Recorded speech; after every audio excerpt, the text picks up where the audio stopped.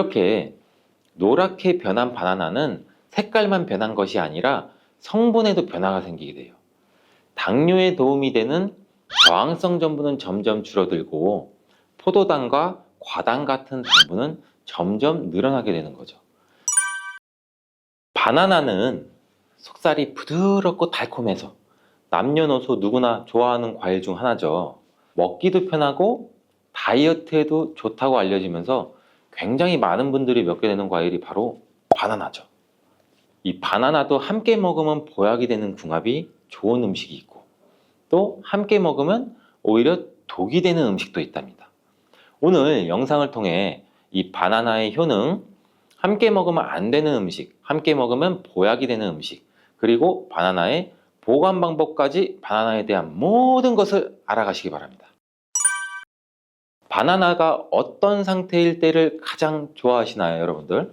저는 이쁘게 노란색으로 숙성되었을 때 먹는 것을 굉장히 좋아하는데 그 이유는 초록색일 때는 아직 단맛도 조금 덜하고 식감도 약간 서걱서걱하고 약간 맛이 없는 것 같고 근데 또 갈색의 반점이 생기면 왠지 먹기에도 좀 찝찝하고 시간이 더 지나면 상한 것처럼 무르고 이런 생각도 들어서 먹기에 좀 꺼려지는데 근데 초록색 바나나, 노란색 바나나, 갈색 바나나 각각의 영양소가 달라진다는 사실 알고 계시나요? 먼저 초록색 바나나는 덜 익은 바나나는 맞아요. 근데 그렇다고 못 먹는 바나나는 아니에요. 단맛이 약간 적은데 그 대신에 건강에 도움이 되는 성분도 들어있어요. 바로 당뇨 환자에게 도움이 됩니다. 초록색 바나나가 당뇨 환자에 도움이 된다고? 이 초록색 바나나는 소장에서 분해가 되지 않고 대장까지 내려가서 대장의 미생물에 의해 분해되는 이 저항성 전분이란 게 풍부해요. 이 저항성 전분은 이 아밀로스가 많은 탄수화물을 말하는데 이 아밀로스가 포도당으로 분해가 잘 되지 않아서 이 포도당이 소장에서 흡수가 그럼 더 안 되겠죠. 그래서 그 결과 혈당이 급격히 오르는 것도 막아주는 역할을 해요. 이렇게 분해가 잘 되지 않고 남아있는 식이섬유가 많은 저항성 전분이 많은 음식들은 결국에는 우리 장에 유산균의 먹이가 되죠. 그래서 우리 장에 장내 세균총을 건강하게 만들 수가 있고 이로 인해서 또 인슐린 감수성도 풍부하게 해주고 면역력에도 긍정적인 효과를 나타낼 수가 있어요. 이 당뇨 환자분들이 바나나가 단맛이 좋은 열대과일이라서 못 드시는 것으로 생각하시는데 앞서 말씀드린 이유로 이 초록 바나나를 드시면 굉장히 도움이 됩니다. 그리고 이 초록 바나나는 소화되는 시간이 노란 바나나에 비해서 길기 때문에 이 포만감도 오래 유지시켜줘서 다이어트하는 식단에도 도움을 줄 수가 있어요. 이 저항성 전분은 이런 효능들로 인해서 비만 당뇨를 예방할 뿐 아니라 대장암도 예방하는 것으로 알려져 있어요. 단 한 가지 주의할 점은 이 과민성 대장 증후군이 있으신 분들이 초록색 바나나를 드시면 오히려 증상이 더 악화될 수 있으니 이 점은 주의해 주시길 바래요. 자, 두 번째로 노란 바나나인데 이 초록 바나나가 노란색으로 변할 수 있는 이유는 바로 그 에틸렌가스 때문이에요. 나무에서 똑 떨어진 바나나는 이 꼭지에서 에틸렌가스라는 물질이 분비가 되는데 이때 이 초록색을 띠게 만드는 이 클로로필이라는 색소가 에틸렌가스에 의해서 분해가 돼서 점점 노란색으로 변해가는 거예요. 이렇게 노랗게 변한 바나나는 색깔만 변한 것이 아니라 성분에도 변화가 생기게 돼요. 당뇨에 도움이 되는 저항성 전분은 점점 줄어들고 포도당과 과당 같은 당분은 점점 늘어나게 되는 거죠. 그렇기 때문에 초록색 바나나보다 노란색 바나나가 훨씬 더 단맛이 좋아지게 되는 이유죠. 식감도 더 부드러워지게 되고 향도 단향도 더욱 강해지고 소화도 초록색 바나나보다 더 잘 되게 돼요. 또 항산화 성분인 비타민 C와 비타민 E 그리고 식이섬유의 양도 풍부해져요. 노란색 바나나에서 시간이 지나면 갈색의 반점이 또 점점 생기기 시작하는데 이 반점을 슈가 스팟이라고 해요. 이름처럼 바나나의 당분 함량이 점점 높아지면서 당분이 농축돼서 만들어지는 건데 바나나가 상한 게 아닌가, 이 갈색 반장을 보면 간혹 오해하시는 분들도 있는데 색깔이 변했을 뿐이지 상한 것은 아니에요. 그런데 이 슈가 스팟이 점점 많아질수록 바나나의 당분 함량이 높아지는 것 때문에 당뇨가 있으신 분들은 섭취하실 때 주의해 주시는 게 좋겠고, 최근에 바나나에 대한 연구가 굉장히 많이 또 진행되고 있는데 이 슈가 스팟이 생겼을 때 바나나의 성분에 대한 실험도 진행됐어요. 일본 데이쿄 대학 연구에 따르면 이 갈색 반점이 생긴 바나나의 면역 효과는 노란색의 바나나보다 최대 8배 높았으며 종양을 괴사시키는 물질로 알려진 우리 NK 면역세포를 또 활성화도 시켜준다고 해요. 이 NK 면역세포는 바이러스에 감염된 세포나 암세포를 직접 파괴하는 역할도 하고, 이 TNF라는 종양괴사인자를 분비해서 비정상세포의 증식도 억제하고 암세포의 자살도 유도한다고 해요. 이게 무슨 말이냐면, 쉽게 설명드려서 갈색 반점이 생긴 바나나는 면역력도 강하게 만들어주고 암 예방과 치료에도 도움을 줄 수 있다는 결과라고 보이죠. 이 바나나에 함유되어 있는 성분을 살펴보면 흔히 알고 있는 칼슘, 마그네슘, 다양한 미네랄도 풍부하게 함유되어 있잖아요. 또한 우리 몸에 에너지를 공급해주는 탄수화물도 풍부하게 함유하고 있어요. 운동 경기를 우리가 TV로 보다 보면 선수들이 중간에 바나나를 먹는 장면을 볼 수 있는데, 운동 중에 바나나를 먹으면 이 풍부한 탄수화물로 인해 에너지를 빠르게 공급해줘서 이 폭발적인 힘을 내는데도 도움을 줄 수 있다고 해요. 나이가 들면서 점점 몸 안의 호르몬이나 에너지 균형도 깨지고 건강도 점점 안 좋아지게 되는데, 특히 혈관 건강에 문제가 생기는 경우가 굉장히 많이 있어요. 이 혈관 건강에 문제가 생기면서 나타나는 대표적인 증상이 고혈압이 되겠죠. 이 때문에 나이가 들면서 혈압도 관리하는 게 굉장히 중요한데, 바나나에 풍부하게 함유된 칼륨은 세포의 삼투압과 수분의 평형을 유지 기능을 수행해서 몸 안에 나트륨을 배출하는 데 굉장히 많은 도움을 줘서 혈압을 조절하는 데도 도움을 준다고도 알려져 있죠.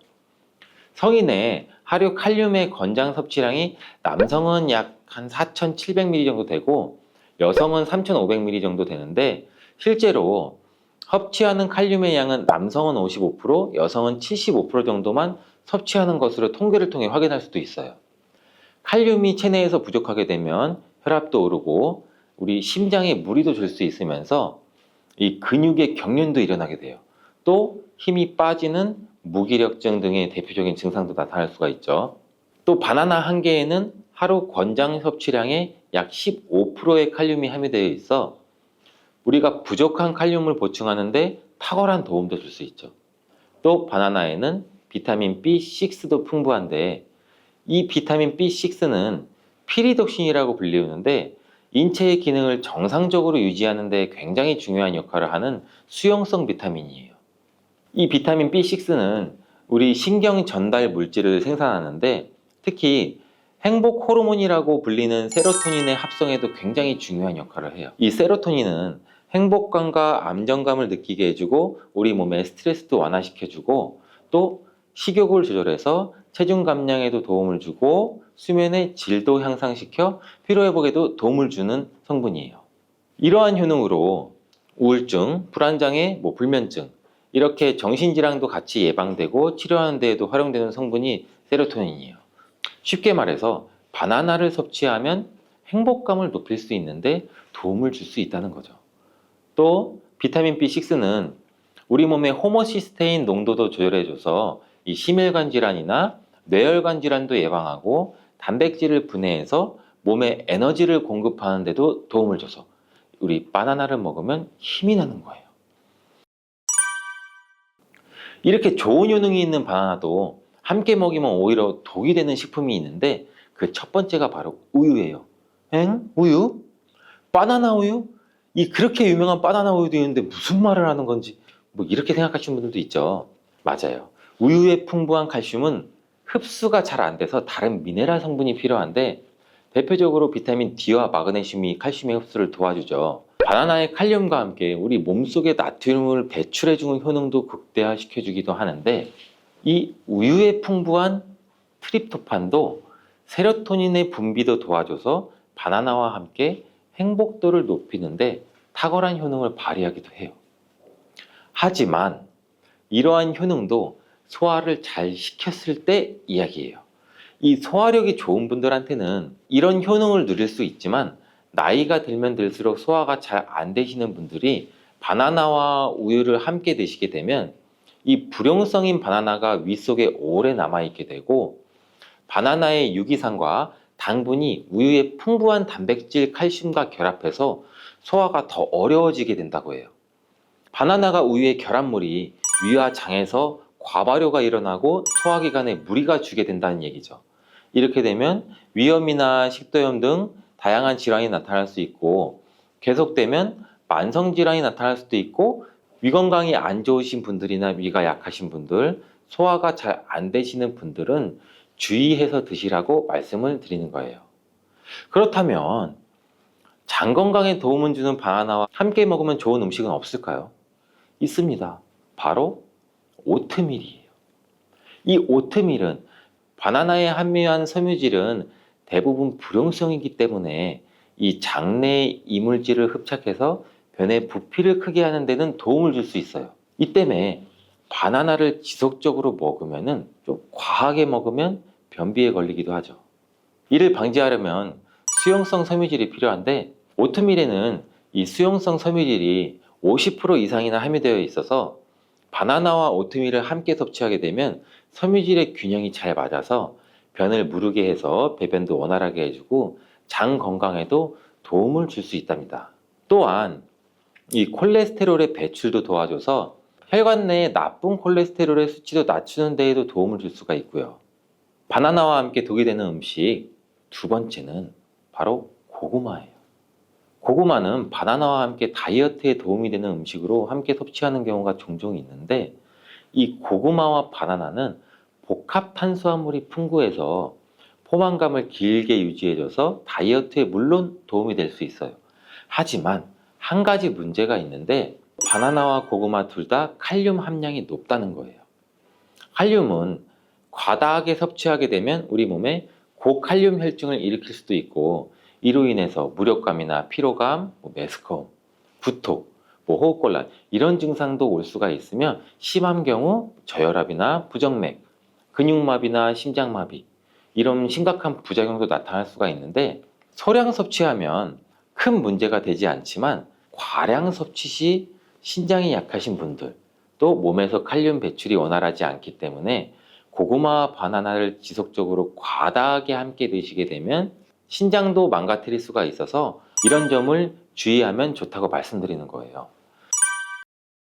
바나나와 함께 먹으면 보약이 되는 음식은 오트밀에 이어서 파인애플이 있어요. 이 바나나와 파인애플에는 브로멜라인이라는 효소가 풍부한데, 이 효소는 운동 후에 생기는 근육의 염증을 빠르게 회복시키고 또한 근육의 피로 회복에도 도움을 주는 것으로 알려져 있어요. 또한 바나나와 파인애플을 함께 드시게 되면 단백질 분해를 극대화해서 소화도 돕고 소화기 질환에도 예방하는 효과를 가져요. 바나나와 함께 먹으면 보약이 되는 음식 이 세 번째는 바로 카카오예요. 바나나는 이 도파민이라는 신경을 자극하는 물질이 많이 함유가 되어 있는데, 카카오에는 이 도파민 생성의 원료가 되는 아미노산이 풍부해서 카카오와 바나나를 함께 드시면 이 행복도를 높이는 효능이 극대화가 될 수가 있어요. 카카오에는 폴리페놀과 이 플라보노이드 등의 항산화 물질이 풍부해서 우리 몸의 활성산소도 제거해주고 세포의 노화도 방지해줘요. 바나나에도 항산화 물질인 베타카로틴과 비타민 C가 풍부해서 카카오와 바나나를 함께 드시면 항산화 효과도 같이 높일 수가 있는 거죠. 바나나와 함께 먹으면 보약이 되는 음식 이 네 번째는 바로 견과류예요. 바나나와 견과류를 함께 드시면 이 세로토닌의 분비가 촉진이 돼서 마음을 차분하게 하고 숙면을 취하는 데도 도움이 돼요. 또한 바나나의 풍부한 마그네슘은 근육의 이완을 돕고, 견과류의 트리토판을 세로토닌으로 바꿔주는 성분인 이 비타민 B6가 바나나에 풍부해서 견과류와 바나나를 함께 드시면 불면증과 우울증을 예방하고 개선시킬 수 있는데 도움을 줄 수 있다고 하네요. 자, 이제 그럼 바나나의 보관법을 한번 알아볼 텐데, 바나나를 보관하실 때는 바나나의 꼭지 부분을 랩이나 호일로 감싸주신 상태에서 바나나 거리 같은데 걸어두시는 게 좋아요. 그렇게 하면 바나나 꼭지에서 나오는 에틸렌 가스를 어느 정도 차단해줘서 숙성되는 것을 방지해서 조금 더 오래 보관할 수 있고, 그리고 열대 과일인 바나나는 냉장고에 보관하게 되면 냉해를 입어 바나나 색이 굉장히 빠르게 검은색으로 변하게 돼요. 바나나를 오래 보관하시려면 껍질을 벗긴 상태에서 먹기 좋은 크기로 잘라서 냉동 보관하셨다가 드시는 것도 추천을 드리겠습니다. 시금치 속 철분을 토마토처럼 비타민C가 풍부한 음식과 먹으면 좋다고 해서 빈혈이나 당뇨가 있으신 분들이 함께 많이 드시는 경우도 있는데, 신장이 약하신 분들한테는 특히 좋지 않은 궁합이에요. 왜냐면 바로 시금치 속에 옥살산이라는 성분 때문인데, 옥살산이 혈액 속 칼슘과 만나게 되면 작고 뾰족한 결정 모양으로 체내에 쌓여서 결석을 만들게 되죠. 그렇게 되면 근육통과 근육 경련뿐 아니라 심하면 신장 결석까지 유발시킬 수가 있어요. 또한 시금치의 성분이 토마토의 라이코펜 흡수를 방해하는 작용도 일어날 수가 있어요. 토마토가 슈퍼푸드로 손꼽히는 이유가 바로 이 라이코펜 성분이기 때문인데요. 이 라이코펜은 강력한 항산화 물질이에요. 몸속의 산화 스트레스와 염증도 줄여주고 암을 예방하는 놀라운 성분이죠. 또 라이코펜은 폐암, 전립선암, 유방암과 결장암 등 다양한 암의 예방에 엄청난 효과가 있다고 해요. 혈관은 건강하게 해주고 동맥경화와 심혈관 질환의 예방에 탁월하죠. 하이오주 주립대학의 연구에 따르면 토마토를 시금치와 함께 드시면 이 기적의 성분인 라이코펜 흡수율이 무려 50%나 감소가 된다고 해요. 토마토와 시금치를 함께 드시면 안 되겠죠. 토마토를 드실 때 숙성되지 않은 초록색 토마토는 주의하시길 바래요. 숙성되지 않은 덜 익은 토마토에는 솔라닌이라고 하는 독성 물질을 함유하고 있는데, 식탁위의 보약인 토마토는 세계 10대 푸드 중 하나로 영양소 폭탄인데요. 토마토에는 라이코펜을 비롯해 각종 비타민과 이 필수 영양소가 많이 들어있죠. 면역력 강화나 성인병 예방, 항암 효과, 항노화 등 다양한 효능과 연구도 진행되고 있죠. 최근에는 세계에서 가장 많이 소비되는 채소로 알려지면서 토마토의 효능에 대한 관심도 더욱 높아지고 있는데, 토마토와 함께 먹으면 안 되는 음식과 주의할 점, 그리고 토마토와 함께 드시면 보약이 되는 음식까지 토마토에 대해서 모든 거 알려드릴게요.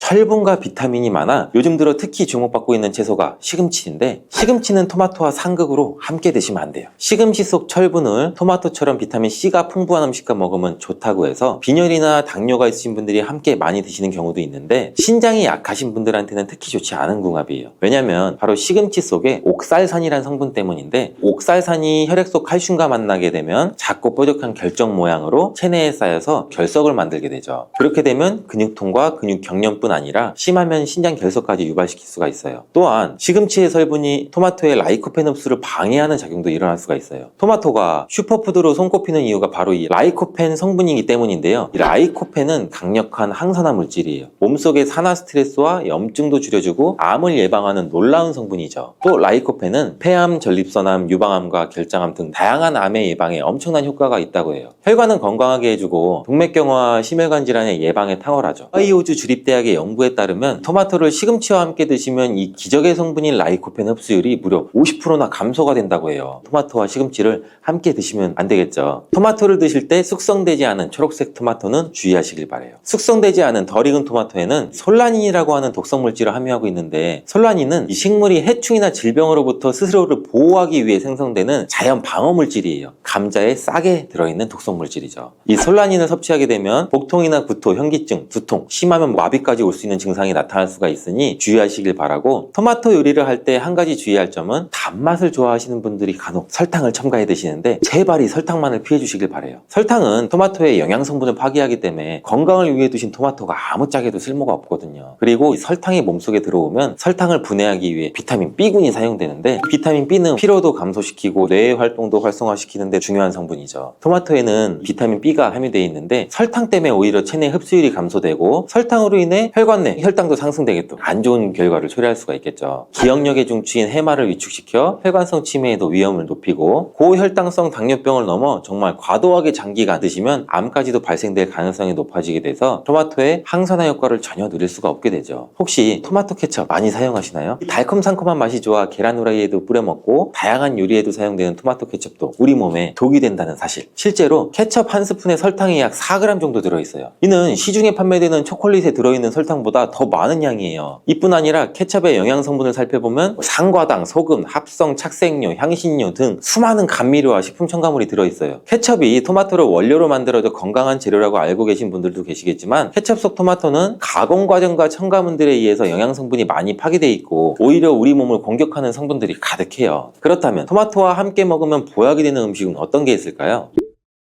토마토는 비타민, 베타카로틴, 라이코펜, 무기질 등 영양 성분이 굉장히 풍부해요. 한 가지 부족한 영양 성분은 단백질이에요. 양질의 단백질과 함께 드시게 되면 거의 완벽한 영양 성분을 우리 몸에 보충할 수 있는데, 그 중에서도 특히 추천드리는 것은 고기예요. 50대 이후 나이가 들수록 꼭 고기를 챙겨 드셔야 하는 가장 큰 이유는 단백질인데, 단백질은 우리 몸의 중요한 구성 성분으로 세포와 근육의 주 재료라서 만약 단백질 섭취가 부족하면 잇몸도 약해지고 치아도 빠지기도 하고 머리카락도 얇아져 탈모가 오기도 하고 면역세포를 충분히 만들어내지 못하게 돼요. 물론 콩과 두부도 훌륭한 단백질 공급원이지만 식물성 단백질은 필수 아미노산의 종류나 양이 충분하지 않을 수가 있어요. 반면 동물성 단백질은 식물성 단백질보다 우리 몸에 흡수가 잘 되기 때문에 나이가 들수록 반드시 조금이라도 챙겨 드셔야 돼요. 또한 단백질은 행복 호르몬으로 알려진 세로토닌의 원료로 우울증을 예방하는 효과도 있어요. 특히 돼지고기 속에 풍부한 비타민 B1은 뇌 기능을 활성화해서 치매를 예방해 주기도 해요. 이렇게 좋은 고기를 섭취할 때도 한 가지 문제가 있는데,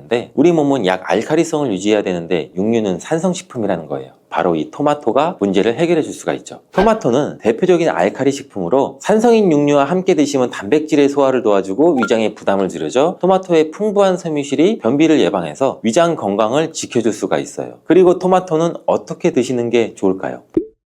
바로 익혀서 드시는 거예요. 토마토를 익혀서 드시게 되면 라이코펜의 체내 흡수율이 10배 이상 올라간다고 해요. 88도의 온도로 2분간 조리를 하면 라이코펜의 흡수율이 6% 상승하고, 15분간 조리하면 17%, 30분간 조리하면 35%의 라이코펜의 흡수율이 상승하는 것으로 알려져 있어요. 이렇게 되는 이유는 토마토에 열을 가하게 되면 세포벽이 파괴되면서 라이코펜이 쉽게 용해가 되기 때문이라고 해요. 이렇게 익히게 되면 토마토의 비타민이 파괴되지 않을까? 걱정되죠? 걱정 안 하셔도 돼요. 다른 채소와는 달리 토마토는 비타민 A와 비타민 C가 풍부한데 가열할 때 오히려 19% 정도나 증가하는 것으로 밝혀졌어요. 익혀 드실 때 한 가지 더 알고 계시면 좋은데, 그것은 바로 기름에 조리를 하면 좋다는 거예요. 라이코펜은 지용성 영양 성분으로 기름에 조리하게 되면 체내 흡수율을 더욱 높일 수 있게 돼요. 토마토 요리를 드실 때 오메가3의 함량이 높은 올리브유와 함께 드시는 것을 추천해드려요. 올리브유 속 불포화 지방산인 올레산은 몸에 해로운 LDL 콜레스테롤을 줄여주고 산화 스트레스를 막아줘 혈관과 신장을 보호해주고 몸에 이로운 HDL 콜레스테롤의 효율도 높여줘요. 또한 올리브유의 항산화 성분인 폴리페놀이 토마토의 라이코펜과 함께 시너지 효과를 나타내어 최고의 항암 음식이 된답니다. 들기름도 참 좋은데 들기름을 조리하실 때는 주의할 점이, 가열하게 되면 산패가 돼서 오히려 건강에 해로울 수 있으니 토마토를 볶을 때 마지막에 넣거나 다 볶은 후에 들기름을 곁들여서 드시기를 바라겠어요. 토마토의 라이코펜은 껍질의 함량이 과육보다 약 5배가 높기 때문에 토마토의 껍질까지 함께 드시는 것이 좋아요. 같은 중량이면 일반 토마토보다는 방울토마토가 더 좋은데 그 이유가 바로 껍질 때문이에요. 일반 토마토보다 방울토마토의 껍질이 훨씬 많기 때문인데, 이때 당근과 함께 드시면 시너지 효과가 폭발하는데, 토마토에는 라이코펜이 있다면 당근에는 베타카로틴이 있죠. 당근의 특성도 토마토와 비슷한데 익혀서 드실 때 영양 성분의 흡수율이 올라가고, 베타카로틴 역시 지용성 성분이에요. 그래서 기름과 함께 섭취할 때 체내 흡수율을 높일 수가 있어요. 그리고 주목할 것은 당근과 토마토를 합친 공복에 먹을 때 최고의 항암식품이 될 수가 있어요. 토마토 당근 주스를 만들어 드시면 공복에도 부담 없이 정말 좋은데, 만드는 방법도 간단하죠. 토마토와 당근을 적당한 크기로 잘라 올리브유에 살짝 익혀서 믹서기에 넣고 물 1컵 정도 넣고 갈아서 드시면 되죠. 취향에 따라 소금을 살짝 넣으셔도 되고, 이렇게 만든 당근 토마토 주스는 암 예방뿐 아니라 혈관을 건강하게 하는데도 탁월한 효능을 발휘하고 면역력 강화와 피부 미용에도 효과가 좋아요. 토마토는 소금과 잘 어울리는데, 토마토에는 콜라겐 생성에 필수적이고 암과 싸워주는 비타민 C가 매우 풍부한데, 소금과 함께 드시면 비타민 C와 라이코펜의 흡수율도 높아져요. 문제는 반면에는 토마토의 비타민 C는 공기 중에 산소와 만나면 쉽게 산화가 돼요. 이때 토마토를 자른 단면에 소금을 살짝 뿌려주시면 토마토에 얇은 막을 씌워줄 수 있거든요. 비타민 C의 산화를 억제해주는 데 도움을 줄 수가 있어요. 소금이 걱정이시겠지만 토마토에는 혈압을 낮추고 심혈관 질환의 발병률을 줄여주는 칼륨이 매우 풍부하게 들어있어서 칼륨이 오히려 나트륨을 배출해주고 오히려 세포와 에너지의 대사가 원활해지는 효과가 있어요. 또 토마토와 함께 드시면 좋은 식품으로 계란을 빼놓을 수가 없죠. 완전 식품의 대표주자 계란에는 단백질이 풍부하지만 비타민 C와 식이섬유가 부족한데 이를 토마토가 보충해줘서 토마토의 부족한 단백질을 계란이 보충해줘요. 함께 섭취할 때 좋은 시너지 효과를 낼 수가 있어요. 토마토의 라이코펜도 계란과 함께 섭취 시 체내 흡수율이 높아지고 항산화 효과와 면역력 강화에도 좋은 효과를 나타낼 수가 있죠. 토마토와 계란은 함께 볶아서 드시면 되는데 만드는 방법도 알려드릴게요. 먼저 계란을 풀어 달궈진 팬에 넣고 스크램블처럼 만들어주죠. 만든 스크램블은 접시에 옮겨 놓고 팬에 올리브유를 넣고 다진 파를 볶아 파기름을 내줘요. 그리고 적당한 크기로 자른 토마토를 넣고 잘 볶다가 마무리 될 때쯤에 접시에 옮겨 놓았던 스크램블을 넣고 조금 더 볶아주면 끝. 정말 간단하죠. 취향에 따라서 간장이나 굴소스 같은 조미료를 기호에 따라 살짝씩 첨가해 주셔도 되죠. 이렇게 토마토 계란 볶음은 아침 공복에 드시면 소화도 잘 될 뿐 아니라 풍부한 영양 성분과 계란의 포만감으로 다이어트에도 정말 좋은 식품이 돼요. 브로콜리도 참 좋은데 브로콜리는 토마토와 함께 세계 10대 푸드에 들어가는 채소예요. 토마토가 전립선 암에 좋다고 했는데 브로콜리와 함께 섭취하시게 되면 효과는 더욱 증가된다는 연구 결과도 있어요. 또한 브로콜리는 토마토의 영양 성분 흡수율을 높여주고 혈압을 조절해주고 동맥경화를 예방하는 데에도 도움을 준다고 해요. 또 아보카도라는 과일 알고 계시죠? 아보카도 또한 토마토와 함께 먹으면 좋은 음식인데 아보카도에는 불포화 지방산이 풍부해서 토마토의 라이코펜 성분을 흡수하는 데 도움을 줘요. 아보카도에는 루테인, 지아잔틴 같은 이 카로티노이드 성분도 풍부해서 눈 건강에도 도움을 주는 효과도 발휘하기도 하죠.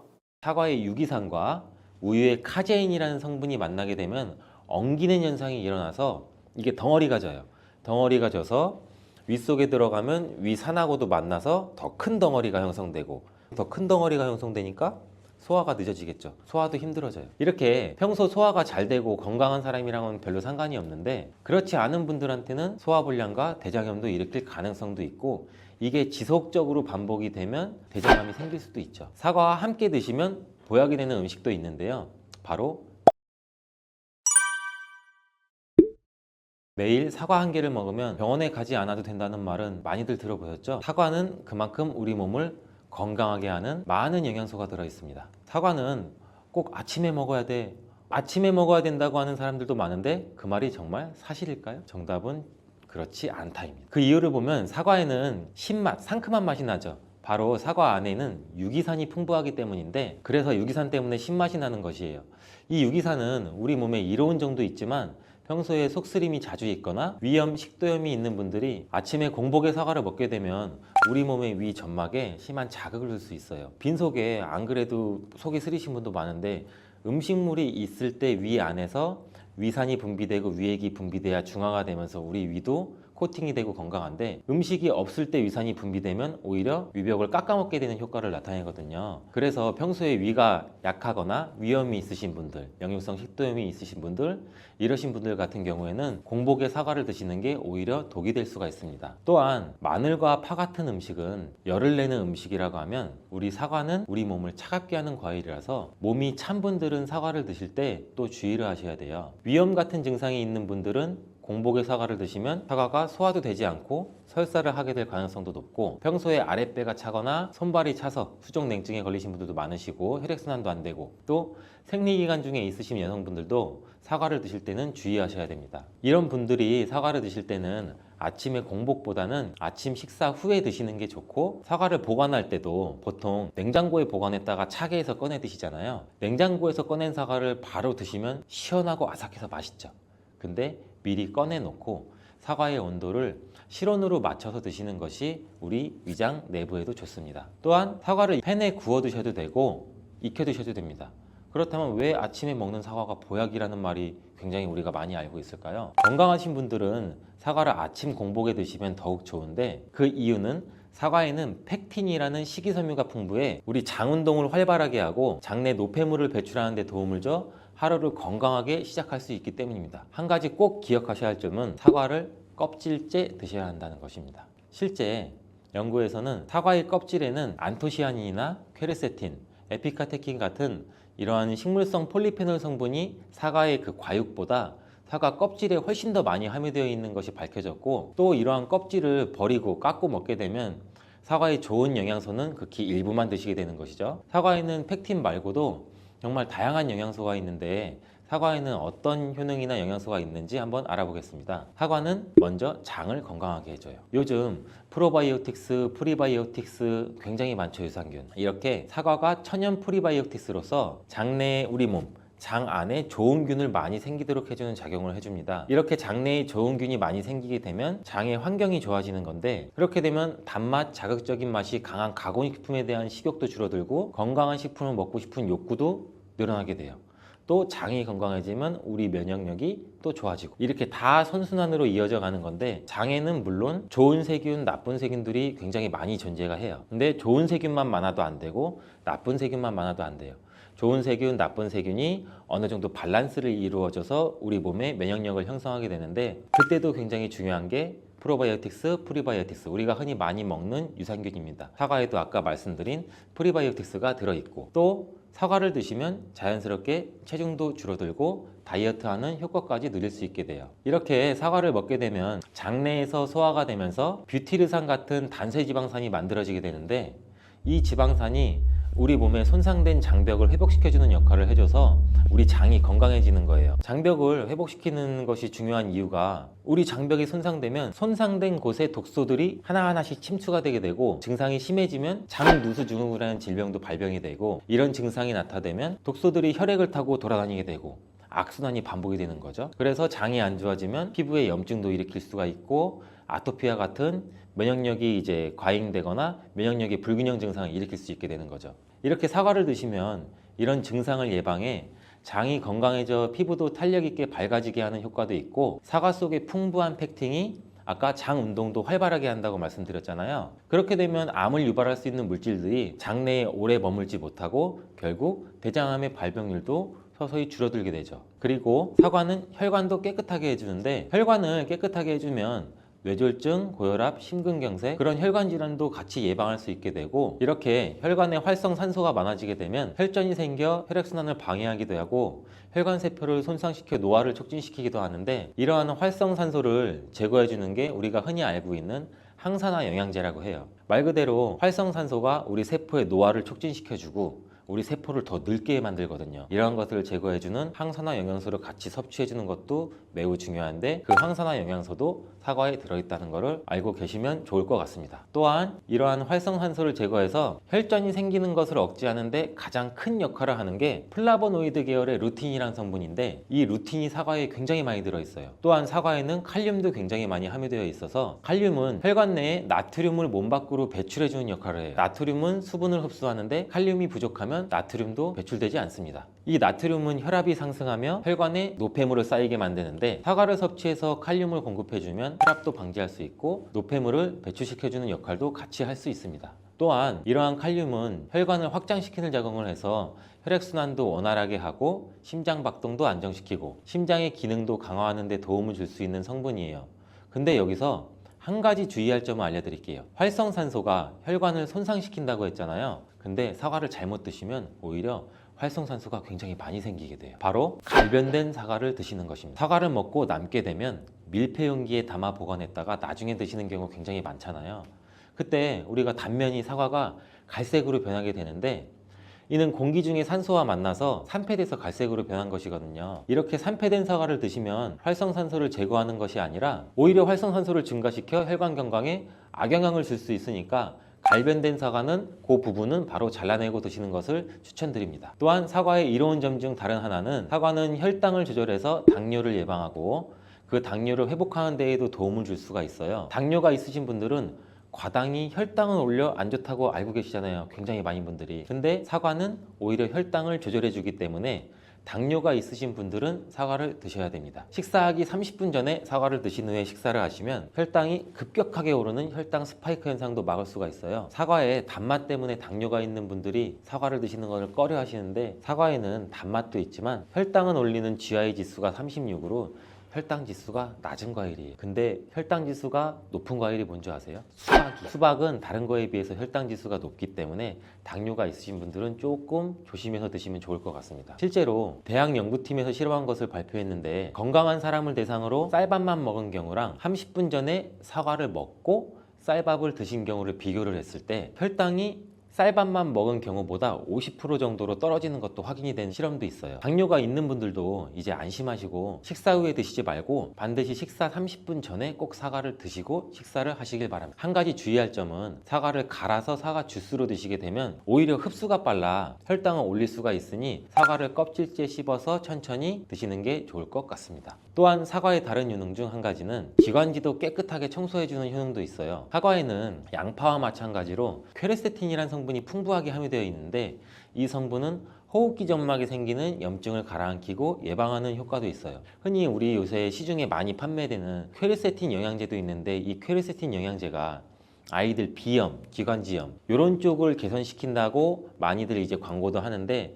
이처럼 퀘르세틴이 우리 몸에 있는 염증도 굉장히 많이 잡아주거든요. 이런 물질들이 사과 속에도 같이 함유되어 있다는 것을 기억하시기 바라겠습니다. 그리고 폐기관지에 모세혈관도 튼튼하게 만드는 걸 도와주고 천식이 있거나 기관지가 약한 분들이 미세먼지 때문에 기침이 많이 나고 목에 가래가 많이 낄 수가 있는데 이런 분들도 사과를 꾸준히 드시면 호흡기가 부드러워져 불편함도 많이 해소할 수 있게 됩니다. 한 연구에서는 매주 4개에서 5개의 사과를 먹는 가정의 자녀가 매주 1개 이하의 사과를 먹는 가정의 자녀보다 천식에 걸릴 확률이 50% 정도나 낮았다고 발표한 적도 있고 사과가 그만큼 천식과 호흡기 건강에 좋다는 것이 증명된 거죠. 이렇게 좋은 사과도 함께 먹으면 절대 안 되는 음식이 있는데 바로 궁합이 안 맞는 거예요. 그 음식을 알아볼 텐데 바로 우유, 요거트, 치즈 이런 유제품류예요. 여러분 놀라셨죠?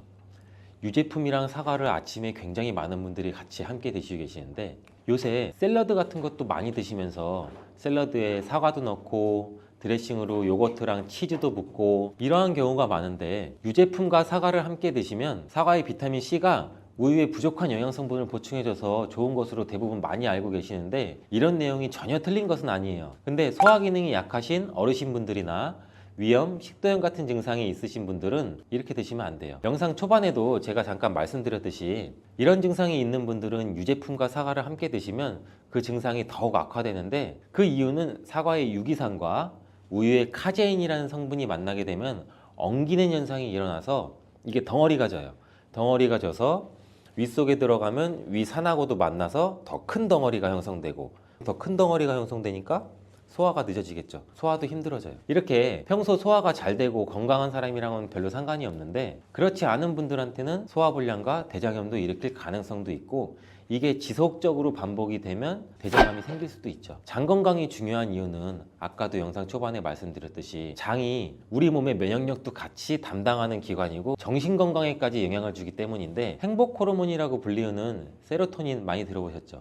이 세로토닌의 95%가 장에서 만들어지기 때문에 장이 건강해야 행복감이 또 올라갈 수 있어요.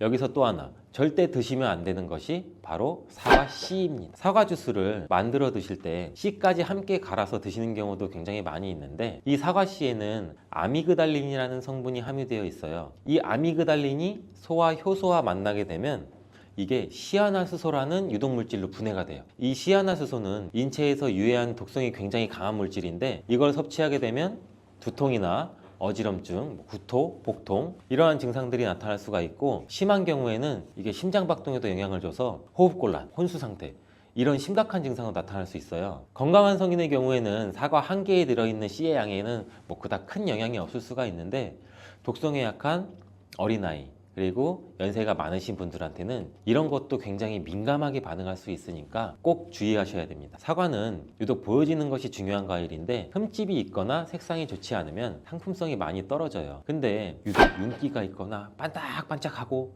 빨갛고 색상이 짙은 사과는 웬만하면 피하는 게 좋아요. 간혹 유동 파라핀이라는 식품 첨가물을 사용해서 사과 위에 이렇게 이쁘게 보이게 코팅 처리를 한 사과일 수가 있는데 이 유동 파라핀을 섭취하게 되면 복통과 설사를 일으킬 수 있고 지용성 비타민의 흡수도 감소시킨다고 알려져 있어요. 요새는 이런 일이 거의 없긴 하지만 혹시나 사과가 너무 윤기가 흐르거나 만졌을 때 약간의 끈적임이 있다면 드시기 전에 살짝 의심 한번 해보시고 껍질을 깨끗하게 세척하고 드시거나 껍질을 벗기고 드시는 것이 안전하겠습니다.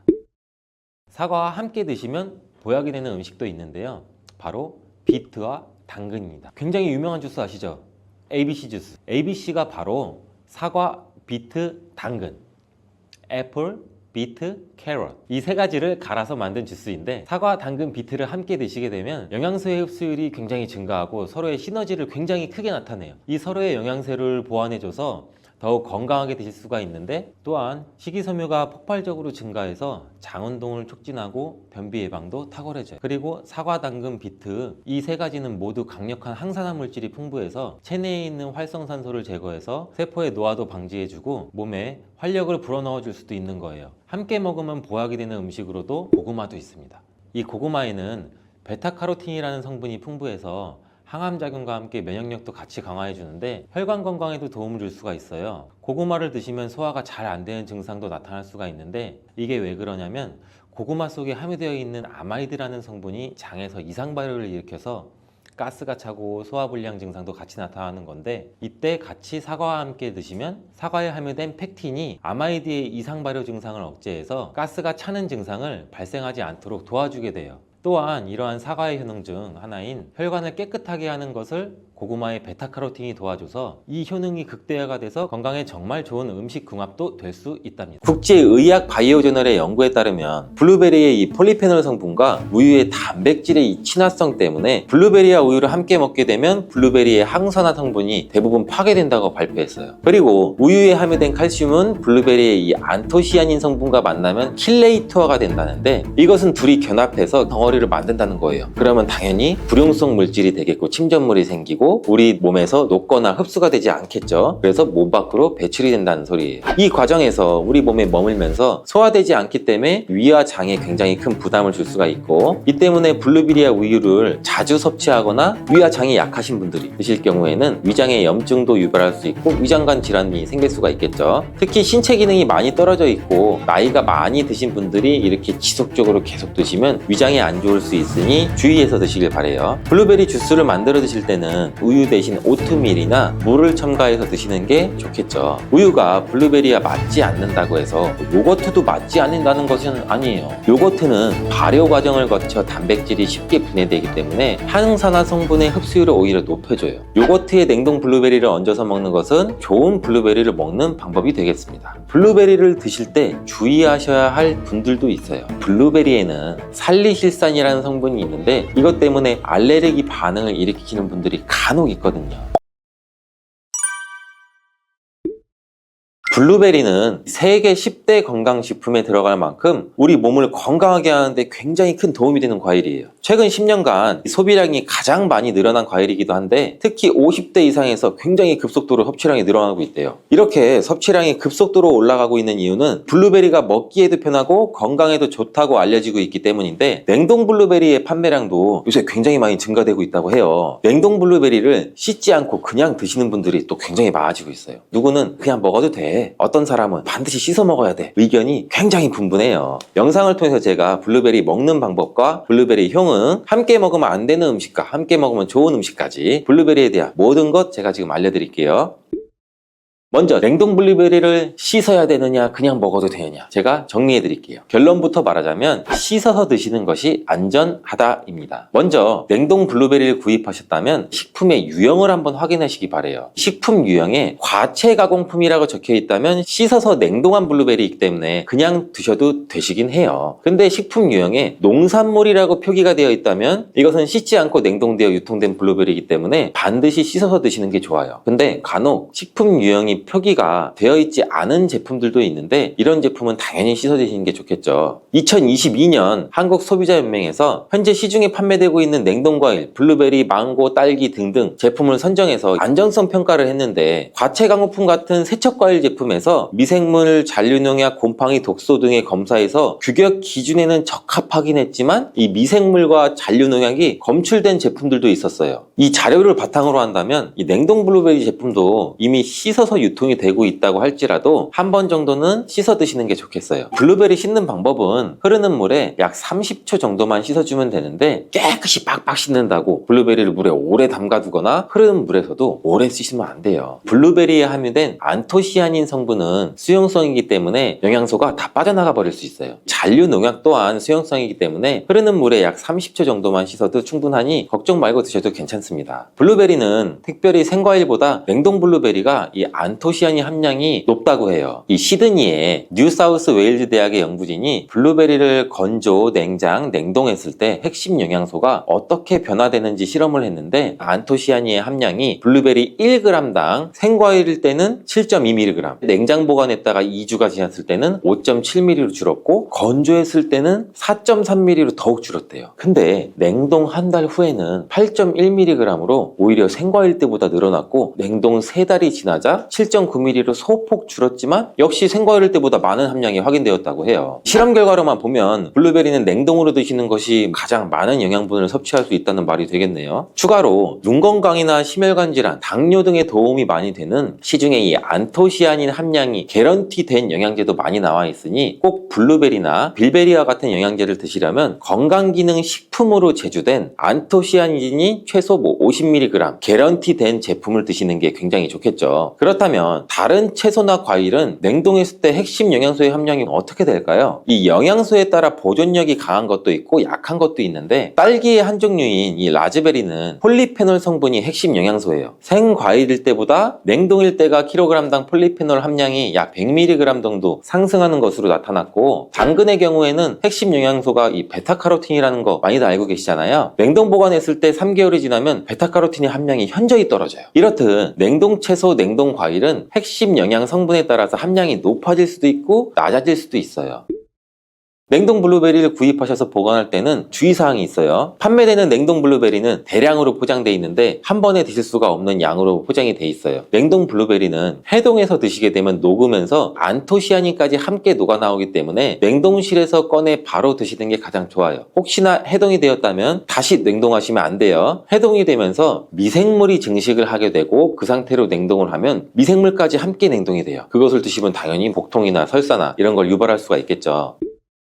블루베리의 핵심 영양소인 안토시아닌은 폴리페놀의 일종으로 식물에 굉장히 많이 함유된 청자색을 띠는 성분이에요. 블루베리의 색깔이 짙은 보라색을 띠는 것은 바로 이 안토시아닌 성분 때문에 그런데, 안토시아닌의 과일변 함량에서는 빌베리, 블루베리가 가장 높은 함량을 가지고 있는 것으로 알려져 있는데, 안토시아닌 함량이 높고 좋은 빌베리일수록 우리가 먹었을 때 입안에 보랏빛으로 착색이 심하게 되는 경우가 많아요. 인공색소가 아니기 때문에 전혀 걱정 안 하셔도 되고, 10분 정도 지나면 자연이 없어지니 시중에 빌베리, 블루베리가 포함된 건강기능 식품을 드셨을 때 오히려 착색이 되더라도 전혀 걱정하지 않으셔도 돼요. 안토시아닌의 가장 큰 효능은 눈을 건강하게 한다는 것. 이 안토시아닌은 로놉신의 제합성을 촉진시켜서 이 시력을 보호하고 백내장이나 안구건조 등 망막염 등 눈질환을 예방하기도 해요. 눈의 피로와 노화를 방지해서 초기 근시도 예방하는 것으로 알려져 있는데, 강력한 항산화 물질인 이 안토시아닌은 우리 몸의 활성산소를 제거해서 세포의 노화를 방지해 주는데, 뇌세포의 노화까지 같이 예방을 해준다고 해요. 폴리페놀 성분인 이 안토시아닌은 우리 뇌의 신경세포를 보호해주고 신경 전달 물질의 분비를 촉진시켜 뇌기능도 향상시켜주면서 뇌의 해마를 자극해서 기억력도 향상시키고 치매를 예방하는 데도 도움을 줄 수가 있다고 해요. 이 테로스틸벤 성분이 뇌의 신경 전달 물질인 도파민과 노르에피네프린의 분비를 촉진시켜서 집중력을 향상시키는 데에도 도움을 주는 것으로 알려져 있고요. 간단히 말하자면 블루베리를 꾸준히 섭취하시면 기억력, 집중력을 향상시키고 치매를 예방하는 데에도 조금이나마 도움을 줄 수 있다는 거예요. 또한 활성산소를 제거하는 이 안토시아닌은 피부 미용에도 굉장히 좋은 효능을 발휘하는데, 이 피부 노화를 방지할 뿐만 아니라 염증을 제거하고 억제하는 효과도 있어 여드름 피부를 개선하는 데에도 도움이 돼요. 또한 비타민과 미네랄이 풍부해서 피부를 건강하게 유지하고, 풍부한 안토시아닌과 비타민C는 피부의 수분을 유지하는 데도 도움을 주고 주름도 예방하고 피부 톤도 밝게 하는 데도 도움을 줄 수가 있죠. 그리고 풍부한 식이섬유는 장의 운동을 촉진시켜주고 장내의 노폐물도 흡착하고 배출을 시켜서 피부 트러블 개선하는 효과도 같이 가지고 있어요. 나이가 들면서 머리 숱도 줄어들게 돼서 탈모를 걱정하시는 분들도 굉장히 많은데 블루베리가 탈모 예방에도 굉장히 효과적이에요. 블루베리에 들어있는 이 안토시아닌은 튼튼한 모발이 자라날 수 있도록 모낭세포를 자극해주고 두피세포의 노화를 예방해서 탈모를 또 예방하게 되는 거예요. 블루베리에 함유된 또 비타민 C는 머리카락 조직 형성에 필수적인 성분이고 콜라겐 생성을 촉진시킬 수 있는 성분이어서 모발을 강화하고 두피 건강을 증진하는 데에도 굉장히 큰 도움이 돼요. 항산화 성분이 안토시아닌은 머리카락 세포도 송산시키는 이 자유라디칼을 제거하고 머리카락 손상을 예방하는 데 도움이 돼서 탈모를 또 예방하는 그런 원리죠. 블루베리는 당뇨의 위험이 있는 분들한테 굉장히 큰 도움이 되거든요. 블루베리, 빌베리는 혈당 수치를 낮춰주고 당분을 에너지원으로 사용하는 이 신진대사의 과정을 촉진해주는 효능이 있어요. 미국의 당뇨병 협회는 빌베리, 블루베리를 당뇨병 슈퍼푸드라고 부르면서 블루베리를 꾸준히 드시면 인슐린 감수성을 향상시키고 혈당을 낮추는 데 도움이 된다고 발표했어요. 블루베리에 대한 연구를 굉장히 많이 진행을 했는데 하루에 약 150g의 블루베리를 섭취한 실험군은 혈당 스파이크의 발생이 현저히 낮아졌고 인슐린 수치 또한 낮아진 것으로 확인되었다고 발표했어요. 블루베리에 함유된 이 안토시아닌뿐만 아니라 칼륨, 비타민 B6는 또 심장 건강을 지키는 데 굉장히 큰 도움을 주는데 이 성분은 우리 몸의 콜레스테롤과 혈액의 지방을 감소시켜서 혈액순환을 또 원활하게 해준다고 해요. 이러한 효능으로 심장마비나 협심증을 일으키는 죽상동맥경화증을 예방하는데 굉장히 큰 도움을 주게 되죠. 또한 호모시스테인이 우리 몸에 과다하게 축적이 되면 혈관을 손상시켜요. 그리고 혈전을 생성해서 이 심장마비, 뇌졸중 이런 심혈관 질환을 유발할 수 있는데 블루베리의 풍부한 엽산과 비타민 B6는 호모시스테인의 축적을 방지해서 심혈관 질환도 예방할 수가 있어요. 블루베리를 많이 드시는데 이 블루베리 잎에는 관심이 별로 없는 것이 사실이에요. 블루베리 잎이 열매의 항산화 효능보다는 뛰어나다고 하는 사실 알고 계신가요? 블루베리 잎은 열매보다 이 안토시아닌 함량이 또 높고 또한 폴리페놀의 일종인 클로로겐산의 함량도 높아서 열매보다 항산화 효과가 20배에서 30배 정도 높은 것으로 알려져 있어요. 굉장히 놀랍지 않아요? 이러한 블루베리 잎은 차로 우려서 드시면 되는데 물 1리터 정도에 잎 약 4g 정도를 넣고 10분 정도 끓인 후에 식혀서 드시면 돼요. 블루베리가 새콤달콤 맛이 난다면 블루베리 잎차는 구수한 맛이 나더라고요.